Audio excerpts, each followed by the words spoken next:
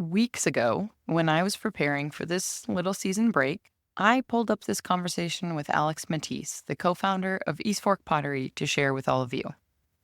But that was, as I just said, weeks ago, before Hurricane Helene was even a blip on a radar. And now, life in Asheville, North Carolina, where Eastfork is located, along with so many other members of the pottery community, including Katie from the episode that I just shared and her community studio, The Village Potters, who we've also had here on the podcast. All of that has been completely upended. So before we get into this chat, I have a couple of links in the show notes if you're able to help. If you're interested in helping the community and humans as a whole, World Central Kitchen is once again on the ground, not only in North Carolina, but in Florida and Georgia, and frankly, what feels like endless numbers of places all around the world where humans need a meal. As someone coming out of the world of events, the systems World Central Kitchen has in place to respond to crisis, or rather crises, as quickly as they are able to do is nothing short of miraculous to me. If you're looking for a way to help artists specifically, Surf Plus, or the Craft Emergency Relief Fund, with a plus sign at the end, because if you just search CERF by itself, you will wind up on a United Nations website. Ask me how I know. Anyway, Surf Plus, CERF plus sign, is a great option, particularly if you're feeling overwhelmed by the number of individual GoFundMes popping up on your feed lately.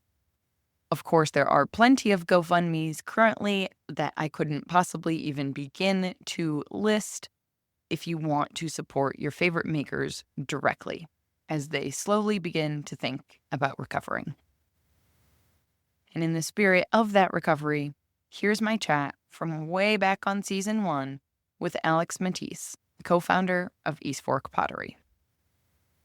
Oh, and since I started this episode on a pretty heavy note, if you need a little bit of comedic relief to keep you going, then you're going to want to make sure you're listening extra hard around about the 11-minute mark for a world-class level of duh, Rebecca moment on my part. You're welcome. We will get all into that and how you can go from a farm with a wood kiln to an industrial warehouse, the pros and cons of growing such a large and successful business, and how taking the time to get clear on a vision is the linchpin of it all, right after a brief word from our sponsors. Today's episode is brought to you by the Rosenfield Collection of Functional Ceramic Art. The collection exists as an online source for research and inspiration, featuring photos of objects made by over 1,000 artists.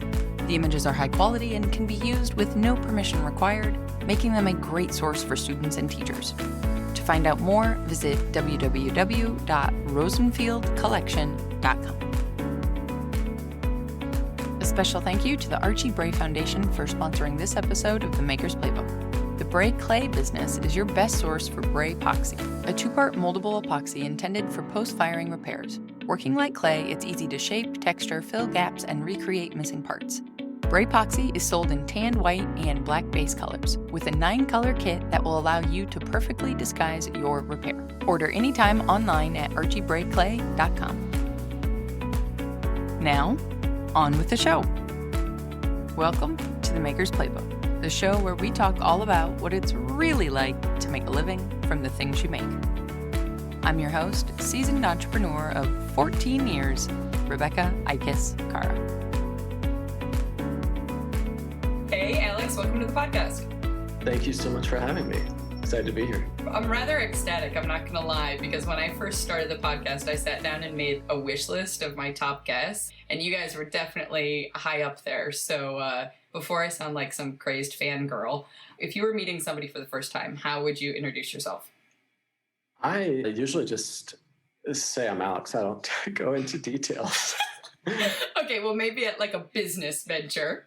Oh, right now my title is, it's long and clunky. We just went through a big executive shift, which we can talk about in detail, but my title is founder and chief strategy officer and board chair, but that's separate, of Eastfork. So I grabbed back the title of founder in this switch because right after I finished 3 years of apprenticeship, bought a piece of property, I built a kiln and started making pots. And then John and Connie joined. And Eastfork today is what it is because of the three of us and all the other amazing humans that have sort of helped us on the way. But at the end of the day, none of this probably would have existed if I didn't buy this funny little farm in the middle of nowhere and decide to make pottery. So, are you guys, I know you're in more of a manufacturing kind of space now, but how far is that from the original farm? So the original farm was an old tobacco farm about 40 minutes outside of Asheville in a very mountainous county. And yeah, it was just in this little holler and it was dark. And I built the kiln and a workshop and everything was fairly rudimentary. The workshop had a dirt floor, which was trained through my apprenticeships, and everything was heated with wood, and it was very bucolic and dreamy. And that's how we operated for a number of years, firing the large wood kiln a few times a year, selling pots to people, to collectors in the Southeast. And then when we made this switch, when it was clear, I mean, we grew out of that space, we rented some more space in conjunction, and we were moving pottery all over Madison County, and it was a total kind of a nightmare. And we eventually decided we needed an actual industrial space, like something with a loading dock, even though the building we found has the worst loading dock ever to be built, ever. But yeah, so we moved into 14,500 square feet, which at the time felt just like a total cavernous, and now it's completely full, and we've got another 30,000 square feet that we're building out right now, which is where our warehouse is, where we ship things from, and we're moving some production over there as well. So when you bought that farm, was the vision to grow in the way that you have grown, or has this just happened as the demand has come, or what? The vision initially was just to make my work, to make pottery. And I had finished these very sort of specific formal apprenticeships with two different potters in North Carolina and was trained in a school of making. Mark learned from the person he apprenticed with, who learned from, so it's like a multi-generational passing of a way of doing something, a way of thinking about pottery. It's very different from the education that you'd get in an MFA program or going to college, or going to a community, taking community classes. Like, it was a real sort of this pursuit of excellence through a very specific lens. And it was very technical, and you're throwing the same piece we would make boards of something. So you'd have a 5 or 6 foot board, and you'd sit there and it'd be next to your wheel, and you'd throw and you'd fill that board up, and then the teacher, whoever you're working for, would come over and critique it and say, okay, well, these look pretty good. You could do a little bit better here. You could pull a little weight out here. They'll do a demo. So your sort of vision of perfection is whoever you're working for. That's what you're trying to emulate. And you're trying to learn the skills and get that in your hands just through repetition and osmosis. Yeah. Did you come out of traditional schooling into apprenticeship, or did you know straight from, when you were born or something very, I mean, that's really cheesy, but what's the step before that is what I'm getting at. Clay has always been the thing. Like, clay has been the medium that I've always loved. I come from a long line of artists in the family. And for me, there was just too much pressure to be, say, a fine artist or a painter or something like that. I had no interest in kind of being held next to some of the people like my great grandfather, for example. But clay was, I don't know, there was something about the medium to me it's very physical. Like, making pottery is a physical thing. And I love the physicality of it. I just loved the qualities of it. And then the whole process behind it and the chemistry and all the gear that it takes to do it. So it's just this really dynamic medium that I've always loved. So 5th grade, I basically started to make things out of clay, and I did it through high school. And then in college, I decided to go to college and not do something artistic and to do something academic. I had taken a year off between high school and college and worked construction. I've always worked construction or worked in a garage or something like that. I like working with my hands. And I got to Guilford College in Greensboro, North Carolina, which is a great little sort of Quaker-esque school, or it was founded by Quakers, and was totally miserable, and walked into the ceramic studio and said, hey, could I hop in? Like the semester had already started or something, and never left, except for the next year and a half. I ran through all the courses that they offered because it was a small program. So I was looking at doing a couple of years of independent study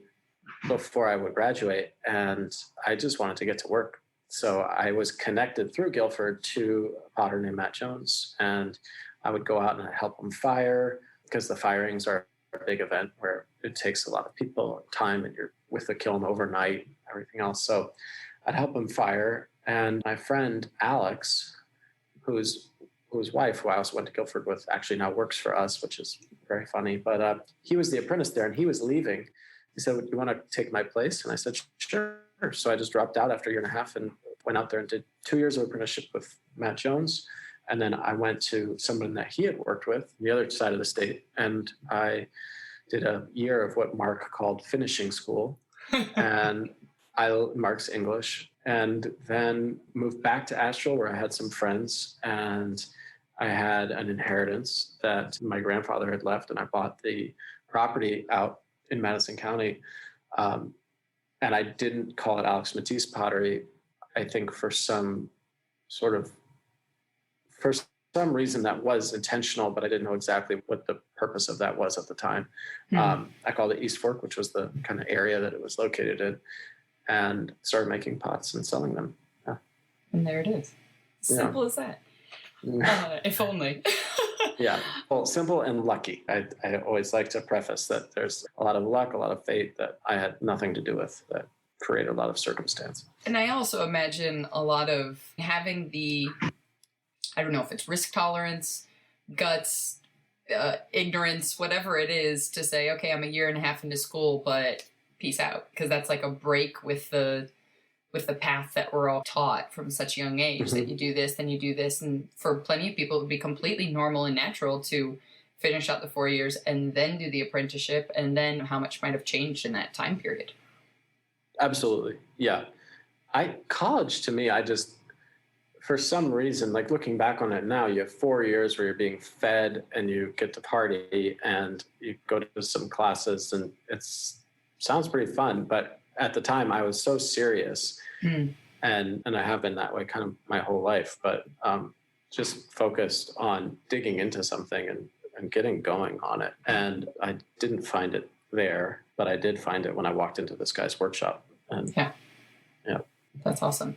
I have to ask one brief question. I'm not going to stay on this topic long, but it just, like, I feel very foolish because it just dawned on me. You briefly mentioned your great-grandfather, and then all of a sudden I thought about your last name and went, oh, are we talking about that Matisse?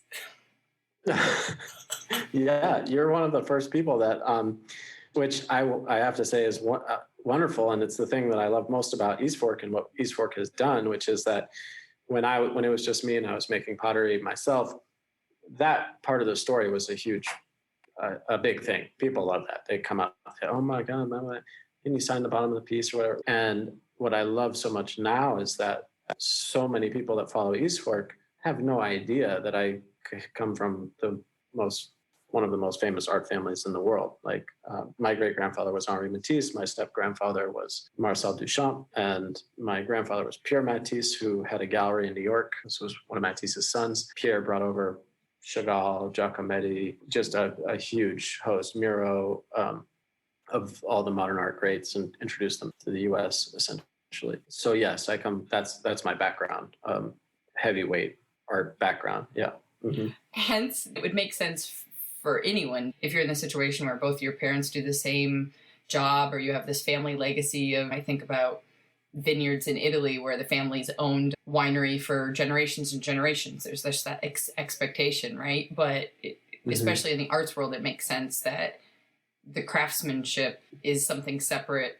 Unfortunately, there's still this kind of divide, it seems like, between ceramics and the making community as opposed to the fine art, and being able to separate from those two makes logical sense to me. But yeah.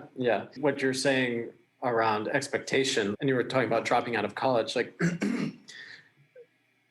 the expectation is that you do something. In my family, was that you do something and you do it passionately and seriously, which is how Matisse did everything. So for me, dropping out of college wasn't a big thing. When I went and worked in a garage, my dad looked sideways at me and said, "Are you going to do this for the rest of your life?" Which we can unpack, but we don't need to. We'll leave that for therapy. So again, yeah, if you're raised in a family of bankers and you want to be a banker, it's pretty easy. If you're raised in a family of artists and you want to be an artist, it's relatively easy. So I never struggled with any sort of my family being like, "What are you doing?" Sure. Yeah. Getting back to the Eastfork we all know and love now then, because we can dive down that rabbit hole, I'm sure, for days. But to me, Eastfork is also doing something differently than what so many potters out there are doing it in terms of, I mean, there are now endless single maker selling their wares online kind of thing. And there's a couple of different trains of thought I'd love to go down with you. One in just the actual business model and how you guys are making this all work. But also the other big piece to me is, as an outsider looking in, you guys, I don't know when it started, but seem to have rooted the Eastfork brand in also taking a stance in society and putting your money where your mouth is, really, when it comes to, like, you've built a business, it's a strong business, but also you're making that business hold a place as far as what you guys see as being the needs of your community and social justice issues and all of that. So those are kind of I don't know where we want to go first. You pick. We can talk about both of them. As someone who has her own little independent business, what are the cons of being the size that you guys are and the business model that you have? Your life changes dramatically. Your work changes dramatically. The stakes are obviously higher. You've got 100 or so people's employment that if Eastfork went out of business, people would find new jobs and their lives would go on, but you do feel quite a bit of responsibility there. I think the biggest con is that you really have to be okay with you're going to be spending all of your time not doing the thing that you originally started doing. You're going to be spending your time learning new, exciting skills, and you can take a craft approach to growing a business, which is what we have done in a nutshell, but you're not necessarily going to be doing the thing that you loved to do. And I don't actually just started throwing a little bit recently, but I haven't thrown in a couple of years at this point. So it's really dynamic. There are a lot of people and humans and emotions to manage and to try to keep happy, or I don't know. It's the people management is really challenging. It's really hard, and we're learning as we go. But to me, I think that's been probably the most challenging aspect of it. Learning how to lead, learning how to actually know what that means. The business stuff we picked up along the way, but none of us were MBAs. We didn't go to business school. We were artists, craftspeople, potters, cooks, writers, like activists. And so that's what's instilled Eastfork. And that's what separates Eastfork from, say, some of these other direct-to-consumer brands that are out there selling pottery that's made in Portugal, putting ads up on Facebook. If you look at us side by side without just sort of point blank, you pull up two websites and look at them, there are a lot of similarities, but the type of business that we're growing is so much different from those companies and the way and the reasons that they're doing what they're doing. Yeah, absolutely.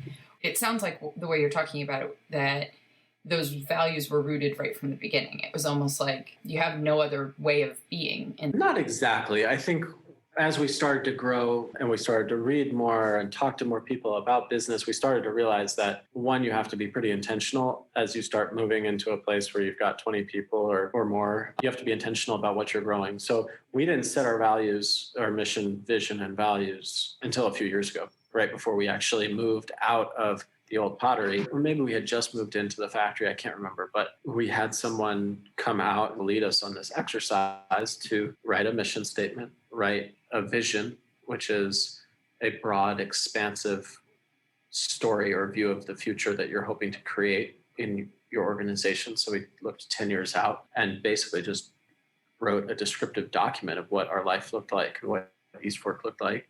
And then we did our core values as well. And it's been very helpful to have those, especially the vision, I think, is really an important thing that people don't always map out. And you can use that practice of doing a vision exercise or visioning for anything.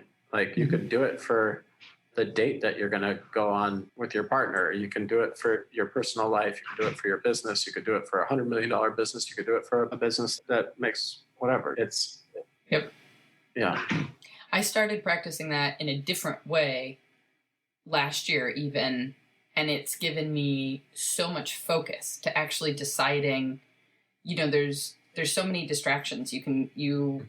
If you're researching how to grow something, all of a sudden, ooh, there's Instagram ads, or ooh, there's this, or ooh, I should learn this. And I'm constantly wanting to learn new things, and it's interesting to me. And I think that's part of what suits that entrepreneur brain. But at the same time, you start getting distracted. You don't actually move forward on any one given goal. And when you have that vision, at least for myself, it's been giving that directive and that goal to say, okay, these things are interesting, but we have to slate them because right now I'm focusing on XYZ because it's going to serve that vision. Exactly. Yeah. Yeah. And you can back your way into a strategic plan to get to that vision. It can be overwhelming starting at the beginning and trying to build the foundation, not really knowing the destination. But if you let yourself dream as big as you care to dream, and then you work your way backwards from that to build that roadmap.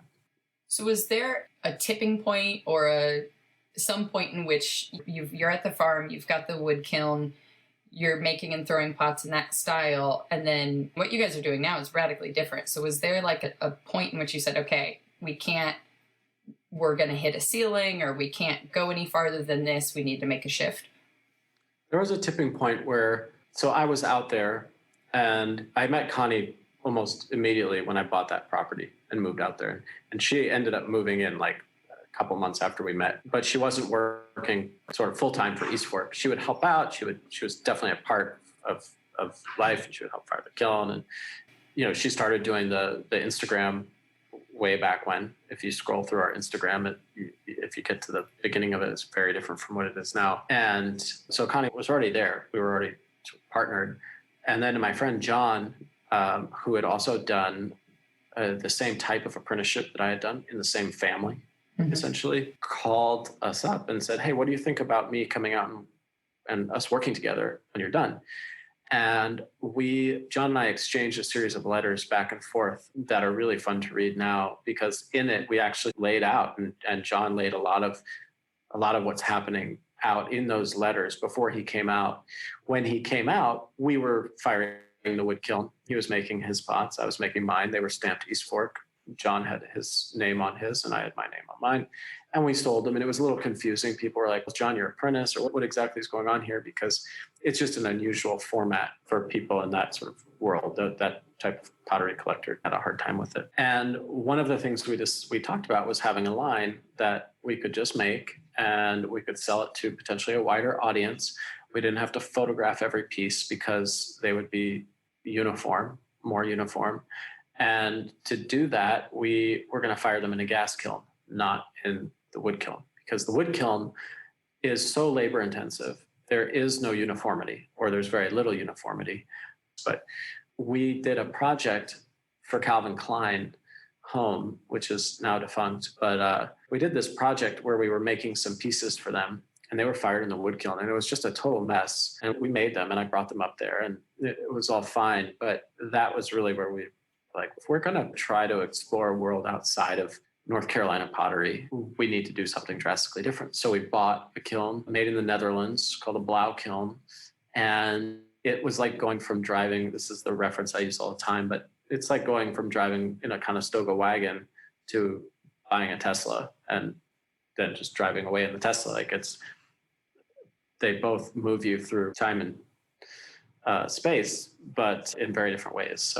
So we made a run of pots. We designed this kind of line, which is essentially the same what we make now. Like all of the forms we make now originated from what we were throwing by hand. So if you go on eBay or you look on the trade accounts on Instagram or whatnot, you could sometimes find the really old pots, the hand-thrown pots. And we very painstakingly took the line and tried to capture the essence of that piece without putting in fake throwing rings and things like that to create what we now produce in an industrial fashion. The very first kiln opening, when we were announcing this, normally people come out early, they're lined up, they're waiting for you to basically show them the new load of pots that you've got. And there's a big line of 30 or 40 people queued up outside.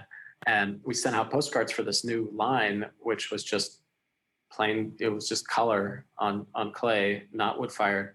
And 9 o'clock rolled around and nobody showed up.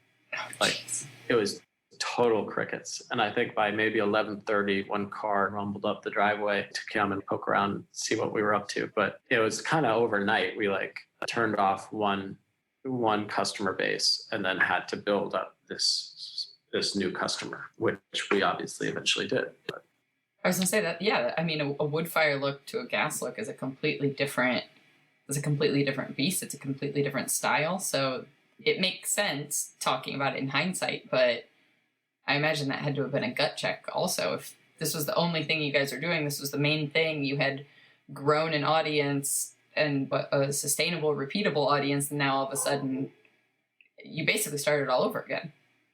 Yeah, we did to an extent. We thought that the line would support us.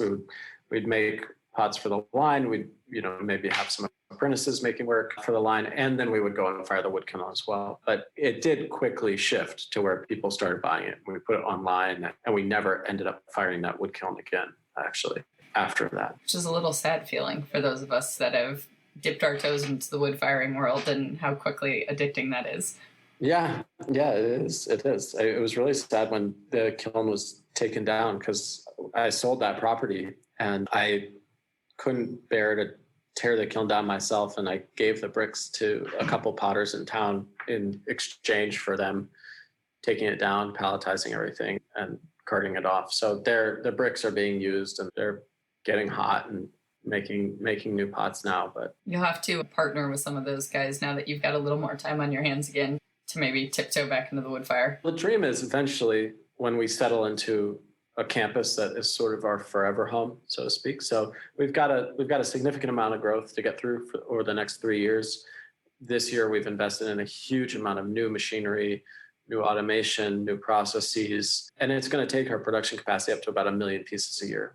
Yeah, for big pottery factories overseas, that's not a lot, but in the U.S., there's really not very many places left that are making on that scale, like 1 or 2 maybe.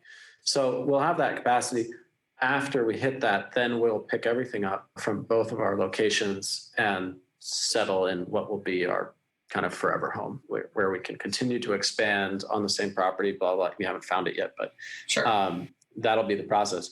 Part of that is having, our small batch studio, which is where our first employee, Cade, who makes all the small batch work, so that small batch studio can expand. More people can come in, develop an apprenticeship program, again, potentially build upon it, add our own flair to it, and maybe have a wood kiln and fire that wood kiln. So lots of ideas for the future, but we've certainly got our hands full.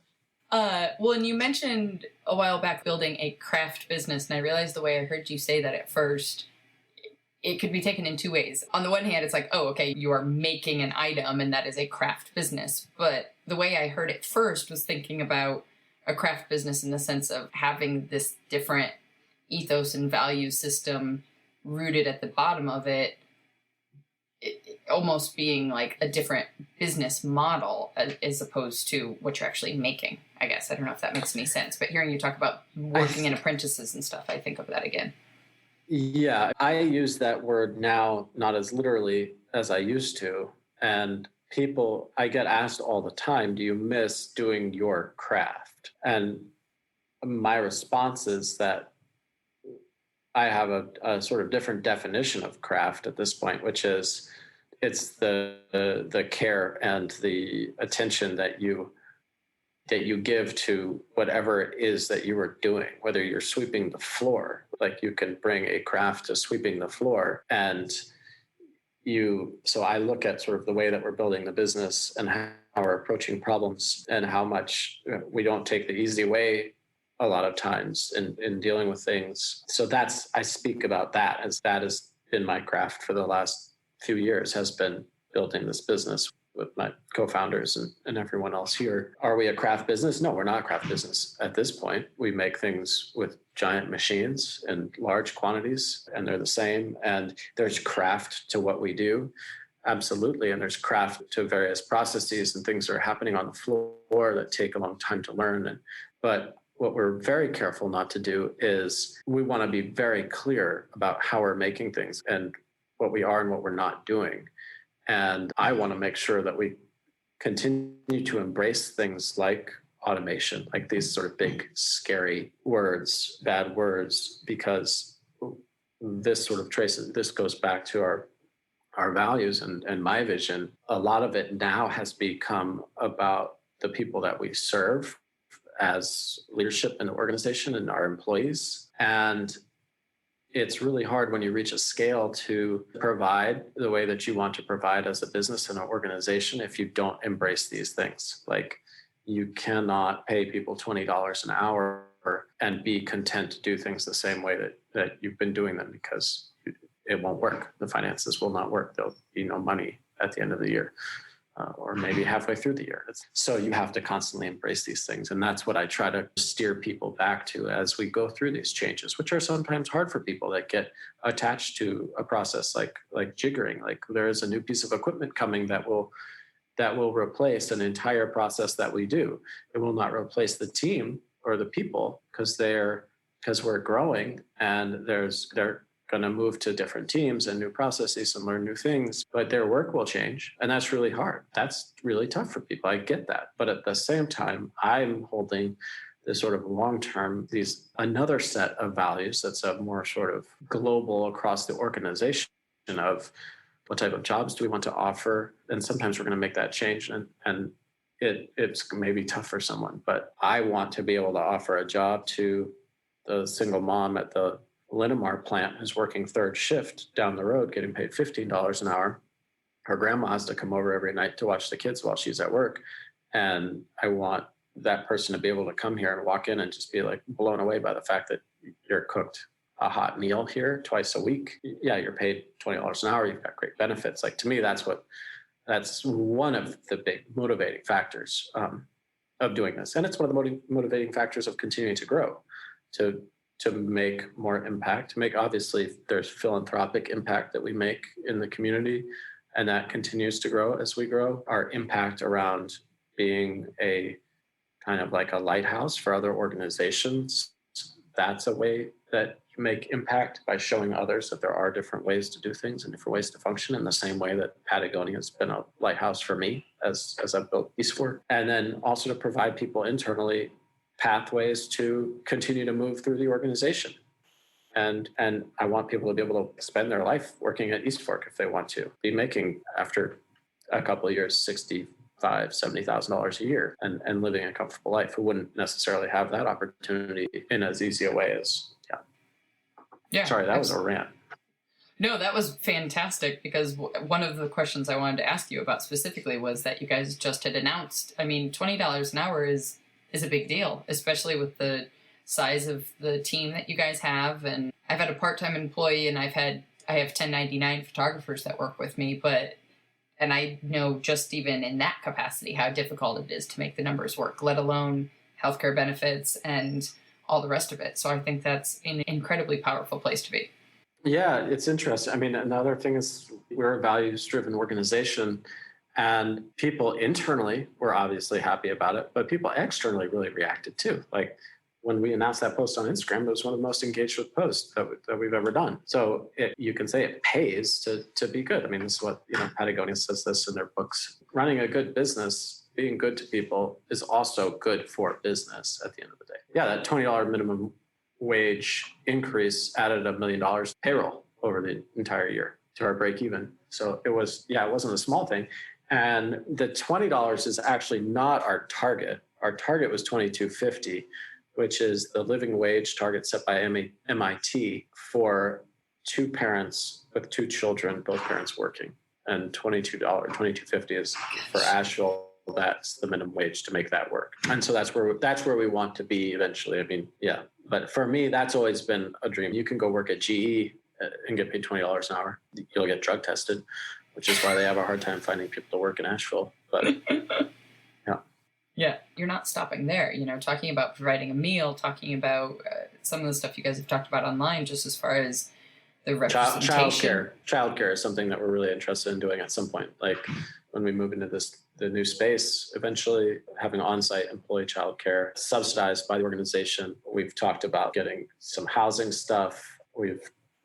Expanding the meal program, obviously. Yeah, that's awesome. All that. Yeah. Well, for somebody who is working on a much, much, much smaller scale right now, listening, is there a way that you feel like people can take these concepts and implement them in a way on just that independent artist maker scale? Like how, because I guess I'm thinking on the one hand, somebody might argue like, well, you can do all these big, bold moves because you guys are so big. But on the other hand, I'm thinking it's scarier to do it when you're so big. Because like you said, you do have all these people relying on their jobs from you.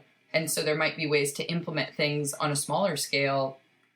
I feel like if you don't start early, you're not just going to magically start doing this once you hit $1 million in revenue.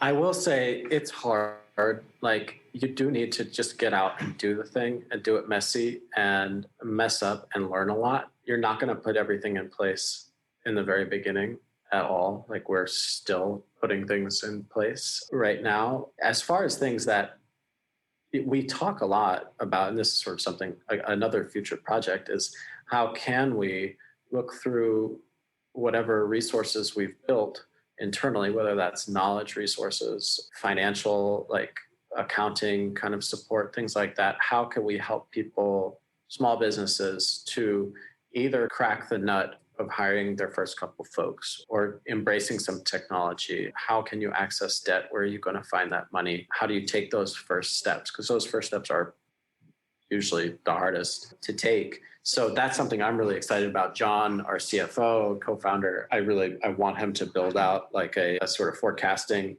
and modeling tool that people could use in Google Sheets. So you could download it, you could plug in all of your costs and your fixed costs, your variable stuff, and it would spit out all the information that you're going to need to know and run courses on that sort of thing.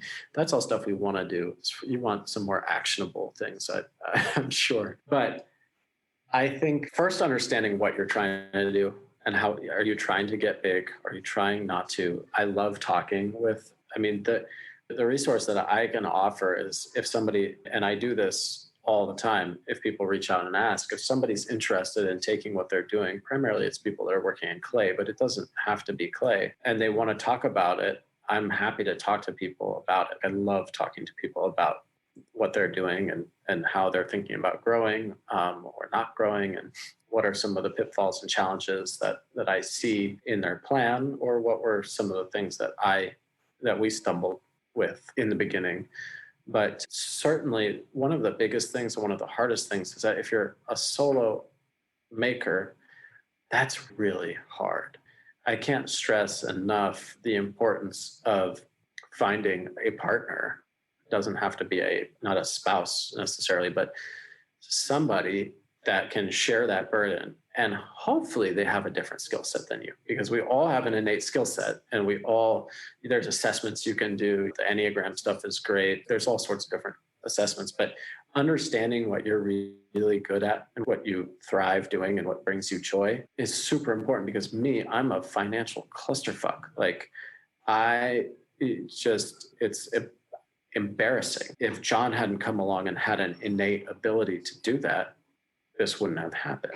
If Connie hadn't been there to have a voice and tell the story to the world, and then shape a lot of the values that are driving us internally, and have that bold spirit, we wouldn't be doing this. And if I didn't have a high risk tolerance and a belief that we could do something really big and take over the world, we wouldn't be trying either. So I think doing it by yourself is hard. If you can think of the thing you want to do and the size, and then start thinking about that team, and like a co-founder essentially can be really helpful, because you just drown in it all. You drown in the bookkeeping, you drown in the customer service, you drown in packing, it's so challenging. So just even getting through packaging one Christmas season. I mean, yeah, exactly.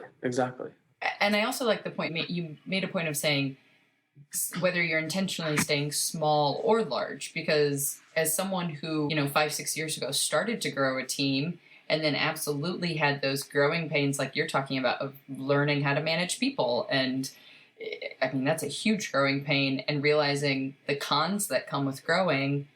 And even because of COVID, kind of coming around to actually maybe small is the solution to the life vision that I have, as opposed to trying to have some bigger team and events and all this kind of stuff. So it doesn't have to be, the answer isn't always to get big, is what I'm getting at here that I wanted to Oh God, no. The answer should, if you can make it work and stay small, then that's fantastic. Like, we haven't been profitable for 4 years since we started growing. Like, we've had to finance that growth through equity investment and selling parts of the business and doing all of these things and raising money. And it's really hard to, there's examples of people at various stages where you zone in on what I would call like a plateau of stability. Below it, you probably don't have the exact team in place that you need to run efficiently and do what you need to do. But you have to find that plateau of stability. And it could be with 3 people, or it could be with 1 person.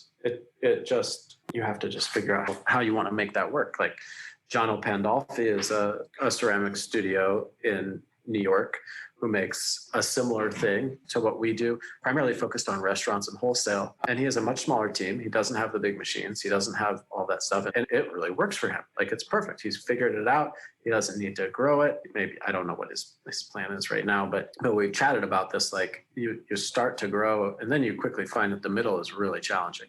Like, super challenging, especially when you need to start bringing in all the supporting people. Yep. Really starts getting tough. Yep. Does that make sense? Yeah.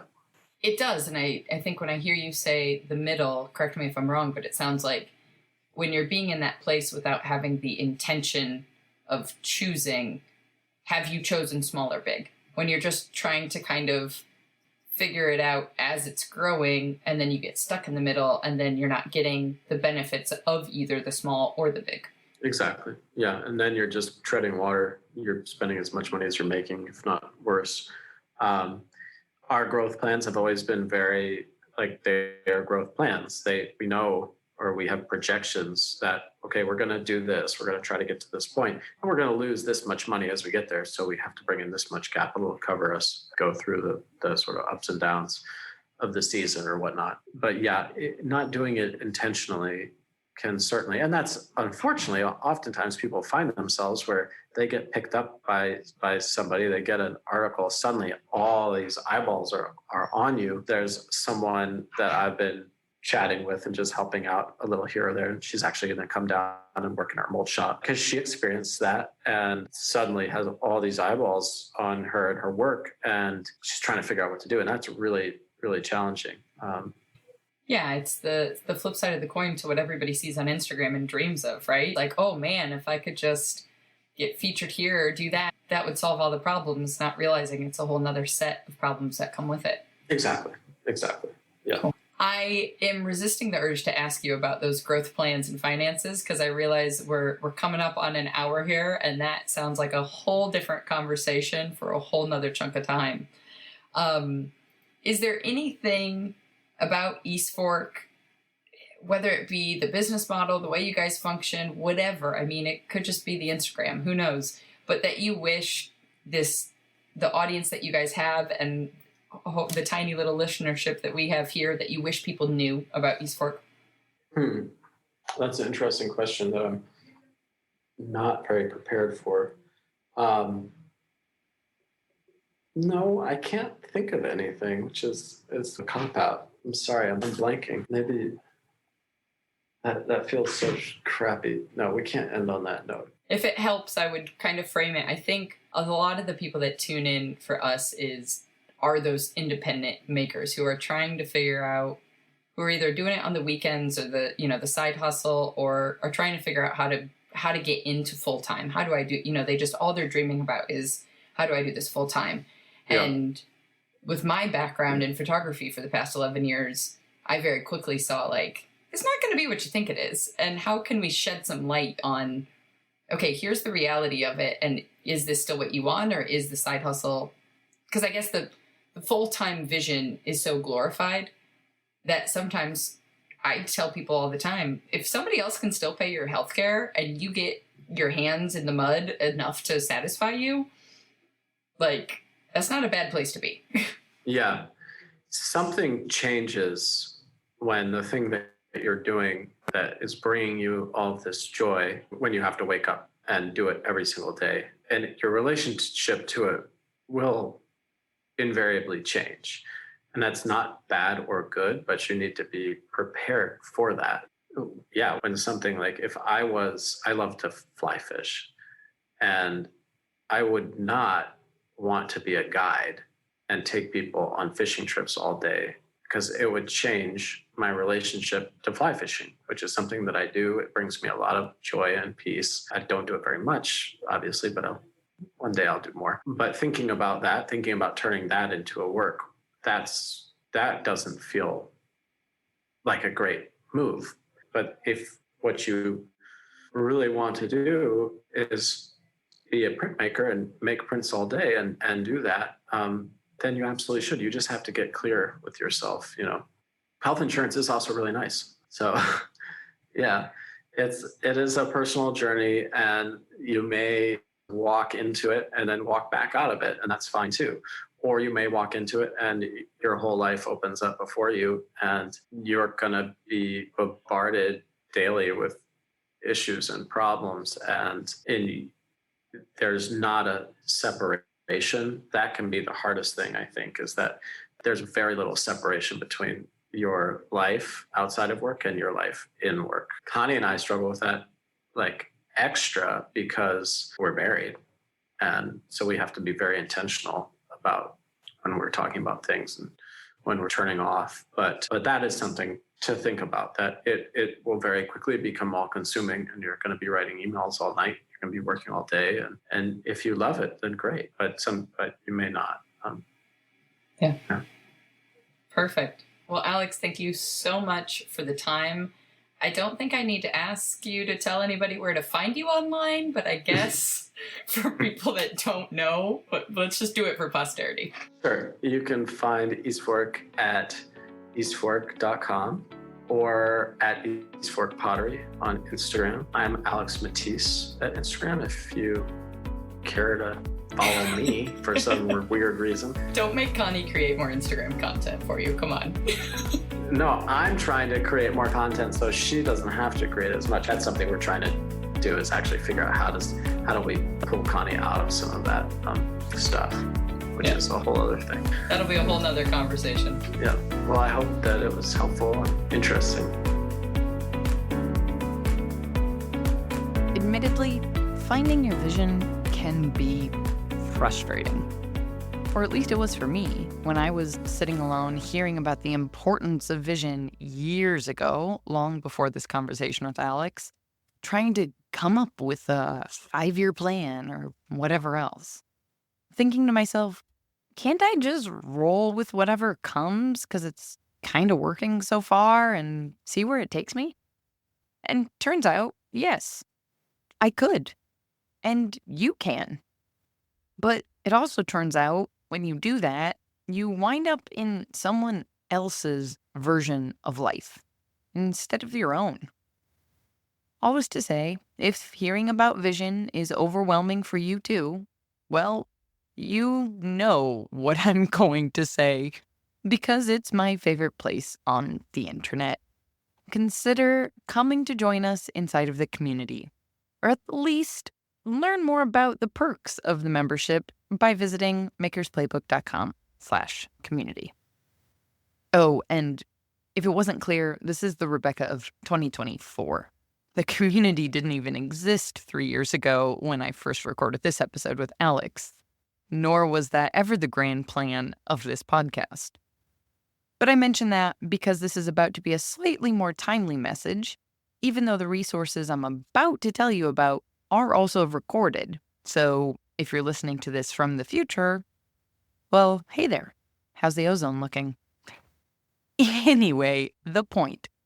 As you've probably already heard me say, the community is my favorite place on the internet for support from fellow makers who just get it in a different sort of way than my most well-meaning friends. And while I think that kind of support is worth a membership alone, we also have heaps of pragmatic resources that are ever growing, like our email list building and growth masterclasses that are happening now through October and November. And this time around, we're taking masterclasses a step further, which I'm really excited about. Rather than simply learn about a subject and how to harness it for our own specific needs, I'm hosting 2 different co-working days to actually get those darn email lists built once and for all. The days are at separate times so that we can make sure our members in Australia and Austria and America all have an opportunity to join live and get any tech questions answered that might be keeping them stuck from finally starting that all-important email list. And yes, in case you're wondering, there's side hustling part-timers starting those email lists just the same as the full-timers. Because honestly, if you're fed up with social media, well, my friends, an email list is your safest route out of the algorithm dance. But you've probably heard me say that before, so I'm just going to shut up about it and you can come see for yourself everything that's happening over at makersplaybook.com/community. Once again, this episode was made possible in part thanks to our sponsors. Today's episode is brought to you by the Rosenfield Collection of Functional Ceramic Art. The collection exists as an online source for research and inspiration, featuring photos of objects made by over 1,000 artists. The images are high quality and can be used with no permission required, making them a great source for students and teachers. To find out more, visit www.rosenfieldcollection.com.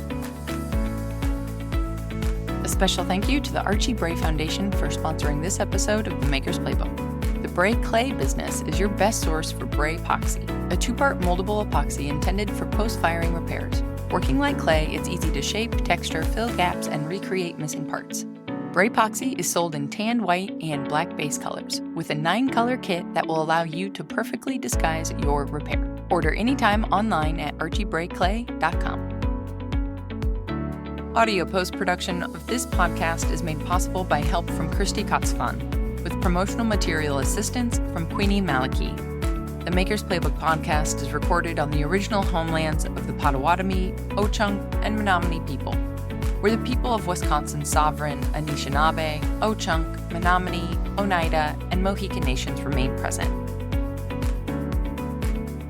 Until next time, my friends, go get back to making your dreams a reality. Because together, we've got this.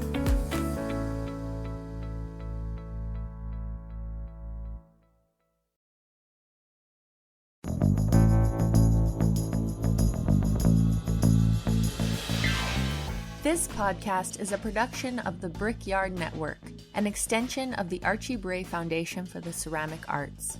To find out more about our lineup of ceramic podcasts, visit brickyardnetwork.org.